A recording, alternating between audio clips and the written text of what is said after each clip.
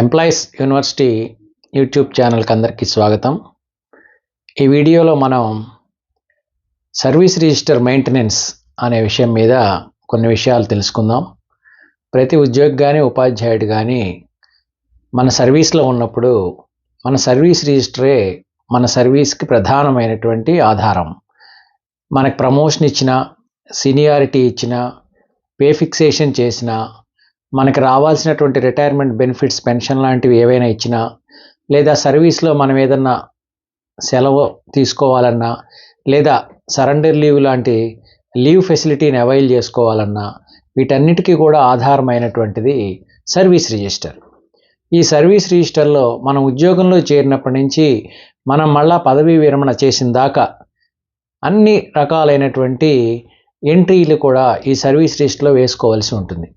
దీనికి సంబంధించి service rule ఏం చెప్తుందంటే, ప్రతి ఉద్యోగి కూడా ప్రతి సంవత్సరం ఏప్రిల్ నెలలో ప్రతి డ్రాయింగ్ ఆఫీసర్ దగ్గర, తను ఏ డ్రాయింగ్ ఆఫీసర్ దగ్గర అయితే పనిచేస్తున్నాడో ఆ డ్రాయింగ్ ఆఫీసర్ దగ్గర తన ఎస్ఆర్ ఒకసారి తీసుకొని, ఆ పోయిన సంవత్సరం ఏప్రిల్ 1 నుంచి ఈ సంవత్సరం మార్చి 31 వరకు ఎస్ఆర్లో నాకు సంబంధించినటువంటి ఎంట్రీలన్నీ కూడా పడ్డాయా లేదా, ఇంకేదన్నా ఎంట్రీస్ పడకుండా మిస్ అయినాయా అనే విషయాన్ని చూసుకోవాలి. చూసుకొని ఆ ప్రతి ఉద్యోగి కూడా ఎస్ఆర్లో ఒక ఎంట్రీ వేయాలి. ఏమనంటే, గత సంవత్సరం ఏప్రిల్ 1 నుంచి ఈ సంవత్సరం మార్చి 31 వరకు నాకు సర్వీస్లో నాకు సంబంధించినటువంటి విషయాలన్నీ కూడా ఎంట్రీస్ అన్నీ ఎస్ఆర్లో ఎంట్రీస్ అప్డేట్గా ఉన్నాయి అని చెప్పి ఒక సర్టిఫికెట్ రాసి ఉద్యోగి సంతకం పెట్టాలి. ఇది ప్రతి డ్రాయింగ్ ఆఫీసర్ కూడా ఈ విషయంలో జాగ్రత్త వహించాలి. అంటే ప్రతి ఉద్యోగి సంవత్సరానికి ఒకసారి తన ఎస్ఆర్లో ఎంట్రీస్ అన్నీ కూడా వెరిఫై చేసుకున్నట్లయితే మనం రిటైర్ అయ్యేటప్పుడు కానీ ఎప్పుడైనా తర్వాత కాలంలో కానీ కొన్ని ఇబ్బందులు కలగకుండా ఉండే అవకాశం ఉంటుంది. ముందుగా ఏంటంటే, మనం సర్వీస్లో జాయిన్ అయినప్పుడు, కొత్తగా చాలామంది ఉద్యోగులు సర్వీస్లో జాయిన్ అవుతారు కాబట్టి, జాయిన్ అయినప్పుడు మనం పూర్తి పేరు, తండ్రి పేరు, అలాగే తల్లి పేరు, మన డేట్ ఆఫ్ బర్త్ అంకెల్లో వేయాలి, అక్షరాల్లో కూడా రాయాలి. అలాగే మనకి 10th క్లాస్ సర్టిఫికేట్లో ఇచ్చినటువంటి మోల్స్ కూడా రాయాలి. అలాగే మనం ఏ రోజున అపాయింట్ అయ్యాము, సబ్స్టాన్సివ్ అఫిషియేటింగ్ పోస్ట్లో అపాయింట్ అయ్యామా, మనం అపాయింట్ అయినప్పుడు మన టైం స్కేల్ ఏంటి, అలాగే ఏ ఉత్తర్వుల ప్రకారం మనం అపాయింట్ అయ్యాం, కలెక్టర్ గారు అపాయింట్ చేశారా, లేకపోతే కన్సర్న్ అపాయింటింగ్ అథారిటీ అపాయింట్ చేశారా, లేకపోతే ఏపీపీఎస్సీ నుంచి డైరెక్ట్ రిక్రూట్మెంట్ ద్వారా వచ్చామా, ఈ విషయాలన్నితోటి ఒక ఎస్ఆర్లో ఎంట్రీ చేస్తారు.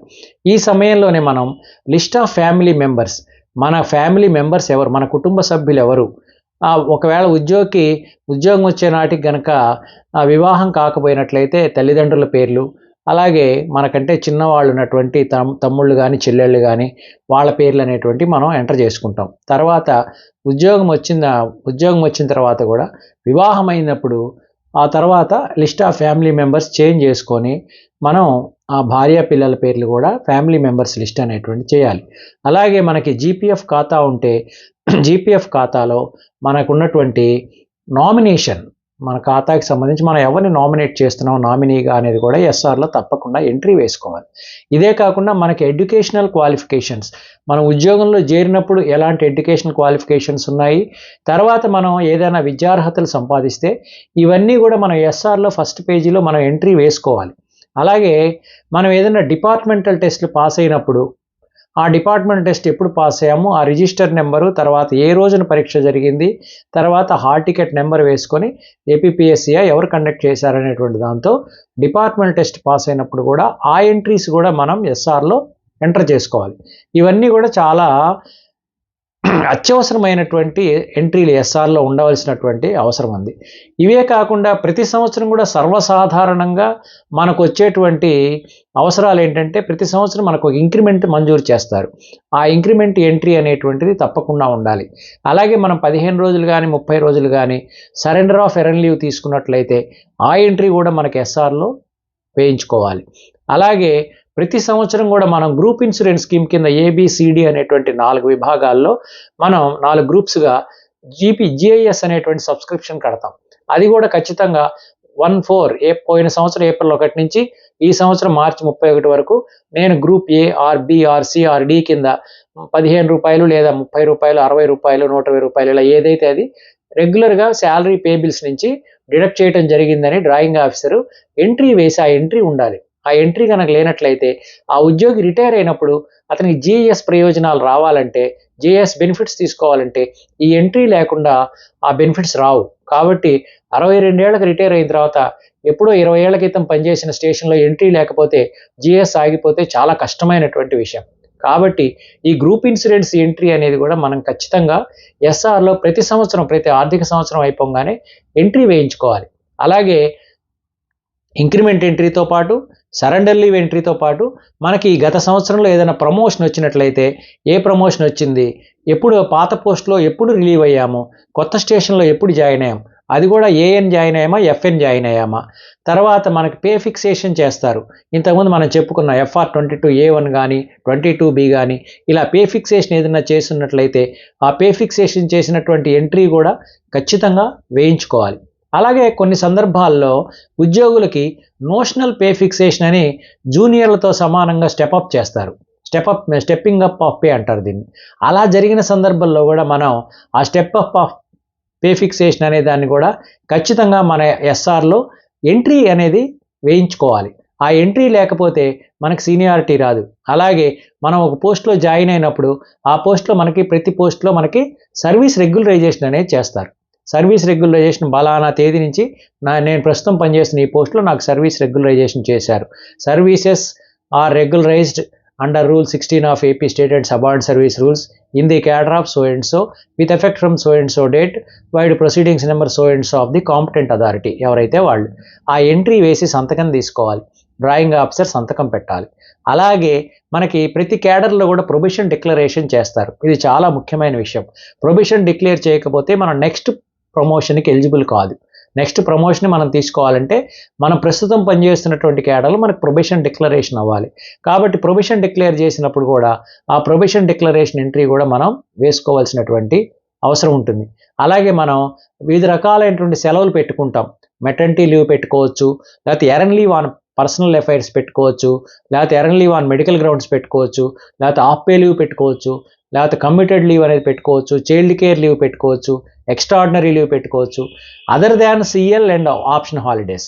సిఎల్ కానీ ఆప్షన్ హాలిడేస్ కాకుండా మిగిలినటువంటి ఎలాంటి సెలవులు మనం పెట్టుకున్నప్పటికీ కూడా ఆ సెలవు మంజూరు చేయించుకున్నప్పుడు ఆ సెలవులకు సంబంధించినటువంటి ఎంట్రీస్ కూడా మనం ఖచ్చితంగా దాంట్లో ఎంట్రీ వేయించుకోవాలి. అలాగే ఉద్యోగులకు ఏదైనా పనిష్మెంట్ ఇచ్చినట్లయితే, ఒకవేళ పనిష్మెంట్స్ ఏమన్నా ఇచ్చినట్లయితే ఆ పనిష్మెంట్స్ కూడా తప్పకుండా ఎస్ఆర్లో ఎంట్రీ వేయాలి.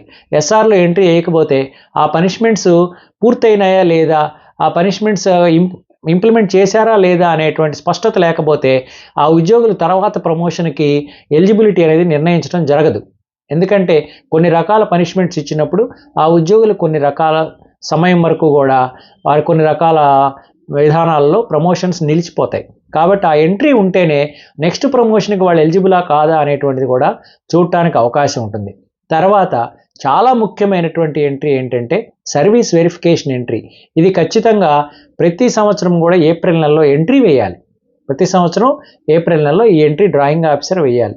Services verified with reference to payables and acquittances for the period from 1st April so and so year to 31st March so and so year అని ప్రతి 1 yearకి కూడా మనం జీతం ఎప్పుడైతే తీసుకున్నామో ఆ జీతము తీసుకున్న పీరియడ్కి మాత్రమే ఈ సర్వీస్ వెరిఫికేషన్ ఎంట్రీ వేయాలి. ఒకవేళ గత సంవత్సరంలో మనం ఒక లీవ్ పెట్టుకోనుండి ఆ లీవ్ శాంక్షన్ ఇంతవరకు అవ్వలేదనుకోండి, లీవ్ శాలరీ ఇంకా రాలేదు, ఆ పీరియడ్కి సర్వీస్ వెరిఫికేషన్ ఎంట్రీ వేయకూడదు. Service verified with reference to pay bills అంటే అర్థం ఏంటి? పే బిల్లు వెరిఫై చేసి ఆయన పనిచేసిన పీరియడ్కి మేము పూర్తిగా ఈ పీరియడ్ నుంచి ఈ పీరియడ్ జీతం ఇచ్చేసాము అని సర్టిఫికెట్. మనం ఒకసారి జీతం ఇచ్చేసాను పే బిల్ ప్రకారం అని సర్టిఫికెట్ ఇచ్చిన తర్వాత ఆ ఉద్యోగికి లీవ్ శాంక్షన్ చేయాలంటే చేయరు. ఆల్రెడీ నువ్వు జీతం తీసుకున్నావు అంటారు. కాబట్టి మనం గత సంవత్సరం ఏ పీరియడ్కి అయితే మనం శాలరీ డ్రా చేసుకున్నామో ఆ పీరియడ్కి సంబంధించినటువంటి వరకు కూడా సర్వీస్ వెరిఫికేషన్ ఎంట్రీ అనేది ప్రతి సంవత్సరం ఏప్రిల్లో గత సంవత్సరానికి సంబంధించినటువంటి ఎంట్రీ వేసుకోవటం కూడా చాలా ముఖ్యమైనటువంటి విషయం. ఈ ఎంట్రీ లేకపోతే మనకి రిటైర్ అయ్యేటప్పుడు కూడా పెన్షన్ వెరిఫికేషన్ చేయాల్సినటువంటి అవసరం కూడా ఉంటుంది. ఇదే కాకుండా ఎస్ఆర్లో మనకి ఎర్న్ లీవ్ అకౌంట్ ఉంటుంది, అలాగే హాఫ్ పే లీవ్ అకౌంట్ ఉంటుంది. ఈ రెంటివి కూడా ఎర్న్ లీవ్ అనేది అడ్వాన్స్ క్రెడిట్ ఇస్తారు, హాఫ్ పే లీవ్ అనేది 1 year సర్వీస్ అయిపోయిన తర్వాత మనం ఏ రోజైతే 1 year పూర్తవుతుందో ఆ రోజుకి వేస్తారు. ఈ ఎంట్రీస్ కూడా అప్ టు డేట్గా వేయించుకొని ఆ ఎర్న్ లీవ్ ఖాతాలో మనం ఏదైనా లీవ్ వాడుకుంటే డిడక్ట్ చేసి 31 మార్చికి లేకపోతే ఎవ్రీ ఫైనాన్షియల్ ఇయర్కి అయిపోయిన తర్వాత మన ఎర్న్ లీవ్ ఖాతా సరిగ్గా ఉందో లేదో కూడా మనం చూసుకోవాలి. ఈ రకంగా కొన్ని ఎంట్రీస్ ఇలాగే ఏదన్నా మనకు అవార్డ్స్ రావటం కానీ లేదా ప్రమోషన్స్ రావటం కానీ ఇలాంటివి ఏమన్నా మనం ఒక చోట నుంచి ఒక చోట ట్రాన్స్ఫర్ అయినప్పుడు ట్రాన్స్ఫర్ ఎంట్రీ కానీ లేదా ఆ ఉద్యోగి సస్పెండ్ అయ్యాడు అనుకోండి, బలానా రోజున సస్పెండ్ అయ్యాడు, తర్వాత సస్పెన్షన్ నుంచి రివోక్ చేసి మళ్ళీ డ్యూటీలో ఎంట్రీ అయినప్పుడు బలానా రోజు జాయిన్ అయ్యాడని ఎంట్రీ వేయాలి. అలాగే ఆ పీరియడ్కి మనం ఏదైనా సబ్సిస్టెన్స్ అలవెన్స్ పే చేసి ఉంటే ఈ పీరియడ్ నుంచి ఈ పీరియడ్ వరకు ఈ రేట్ చొప్పున మేము సబ్సిస్టెన్స్ అలవెన్స్ పే చేసామని కూడా ఎంట్రీ వేయాలి. ఆ ఎంట్రీ ఉంటేనే తర్వాత ఆ పీరియడ్ రెగ్యులరైజ్ చేయడానికి అలాగే ఆ పీరియడ్కి ఎరియర్స్ చెల్లించడానికి కూడా అవకాశం ఉంటుంది. ఇలాంటి కొన్ని ఇంపార్టెంట్ ఎంట్రీలన్నీ కూడా మనం ఎస్ఆర్లో ఏ సంవత్సరం ఆ సంవత్సరం ఖచ్చితంగా ఎలాంటి ఆలస్యం లేకుండా వేయించుకున్నప్పుడు మన ఎస్ఆర్లో సక్రమంగా ఎంట్రీలన్నీ ఉంటే మనకు రావాల్సిన ప్రయోజనాలు సర్వీస్లో కానీ రిటైర్ అయినప్పుడు కానీ తక్షణం వచ్చే అవకాశం ఉంటుంది. కాబట్టి ప్రతి ఉద్యోగి కూడా తన సర్వీస్లో ఈ ఎస్ఆర్ వెరిఫికేషన్ చేసుకోవడం చాలా ముఖ్యమైన విషయం. ఈ విషయాన్ని గమనించి ఈ ఎంట్రీలన్నీ కూడా వేసుకోవాలని చెప్పేసి ఈ వీడియో ద్వారా తెలియజేయడం జరుగుతుంది.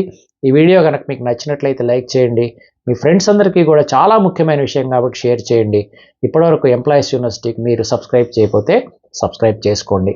సర్వే జనా సుజనా భవంతు, సర్వే సుజనా సుఖినో భవంతు.